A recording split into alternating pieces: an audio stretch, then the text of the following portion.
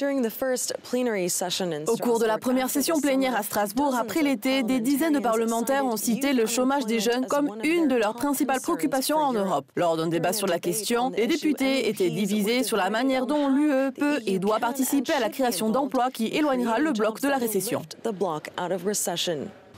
Avec près de 27 millions d'hommes et de femmes chômeurs dans l'UE, 10 millions de personnes dans la zone euro et 5 millions de personnes entre 15 et 25 ans, le Parlement européen affirme qu'une garantie pour la jeunesse ne permettra pas de résoudre à elle seule le problème. Le projet, qui coûtera 6 milliards d'euros sur les 2 prochaines années, veut cibler les pays les plus touchés par la crise et aider les jeunes au chômage depuis plus de 4 mois, leur donner un stage et une expérience professionnelle.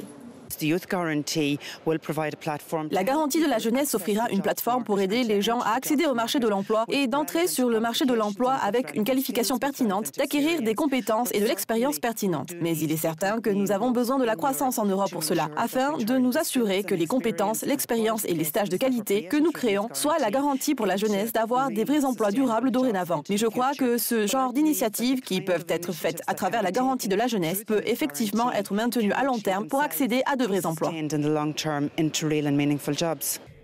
Mais avant que 2 votes approuvent les résolutions à Strasbourg, les eurodéputés disent qu'il y a encore du travail à faire, notamment pour améliorer l'éducation dans les écoles, pour répondre aux exigences du marché du travail, ainsi que l'extension de la limite d'âge pour les stages aux adultes sans emploi de moins de 30 ans. Mais les bonnes intentions ont été accueillies avec scepticisme par certains députés qui disent que le programme donne simplement de l'argent au problème dans une période de réduction des budgets et veulent que le secteur privé reçoive plus de liberté pour créer des emplois durables.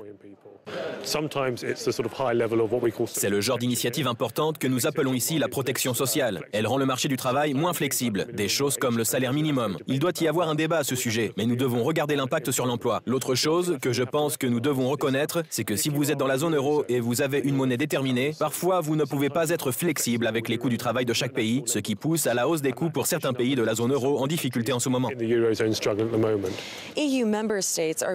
Les États membres de l'UE sont pressés de faire respecter leur décision du dernier Conseil datant de juillet pour faire adopter le système de garantie de la jeunesse, assurant aux personnes les plus vulnérables de retrouver un emploi. Mais les plus critiques disent que la mesure reste une solution peu profonde et que l'Europe a besoin de faire une pause dans sa politique d'austérité pour assurer le retour de la croissance. Sandra Gatman pour JN1 à Strasbourg.